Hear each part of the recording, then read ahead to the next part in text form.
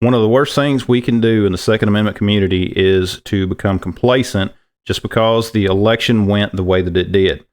This has been an historic election, and I know that most of you guys out there are probably glad that it went the way that it did. Let me know down in the comments below if you are. The office of president, particularly this election, is one that has a limited effect on our Second Amendment rights. However, it is much more to that. There's a lot more to that. For example, the way that the office of president has the most lasting effect on the Second Amendment is in the justices they appoint to the courts. If you look back at some of the decisions that we've had within the last several years in favor of the Second Amendment, the Heller case, these cases are cases that really have expanded our Second Amendment rights. It's been a good pushback on these people that want to try to take our Second Amendment rights. There's, as of the time I'm recording this video, we've had a federal judge smack down Illinois again on some of the stuff that they're doing. And again, that's a positive. And that's why I think that the race, the election going the way that it did is a good thing, but we cannot get complacent. They're not going to stop. Okay, that is the simple fact of it. Our rights are going to remain under attack, and it's only going to grow worse. Any kind of incident that happens, they're going to be using the media to play it up for the purpose of trying to undermine our Second Amendment rights.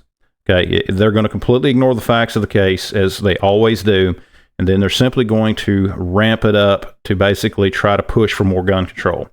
So we cannot get complacent. That is something that we cannot do. The courts, the future of the courts, I think we have a good chance at getting more justices within the Supreme Court, because I really think we're going to have at least 2, potentially 3 justices that could be retiring. If you look at the age of some of the justices, you're going to see that they've been there for a while. Clarence Thomas, I mean, the man is well into his 70s. And these folks are not going to stay forever. You know, that man has basically single-handedly been one of the strongest supporters on the court for the Second Amendment in probably any of our lifetime. Strong man when it comes to the Constitution, and we need more like him. And that's why we've got to stay involved in the political process. I strongly believe that if the election had gone the other way, that what would happen is that the Democratic Party would stack the courts and work on basically overturning our rights. They would potentially revisit the Heller case and some of these others and basically further and further restrict our Second Amendment rights. It is a positive that the election went the way that it did, but we cannot stop fighting. You know, we need to work on changing culture. Always remember that politics is downstream of culture. The culture of a society is going to influence the type of politics that is in play. Things that are well accepted of that culture of a society are things that the political class are, they're not going to touch them. That's all there is to it. And that's why it's a positive thing. I would really encourage you in the Second Amendment community, take folks out hunting. You know, as of the time I'm recording this, it's deer season. Take someone hunting with you. Teach them about firearms, take them to the range, and bring them into the sport. That's a good way to help protect our rights, because the more people that we have that are familiar with firearms, that understand how much fun they can be. Yes, they can be dangerous, but at the same time, if used responsibly, they can be a lot of fun. That is just a win for us. And as things go on, as time goes on, the more people that we have in that Second Amendment community, the better we're going to be. It's just that simple.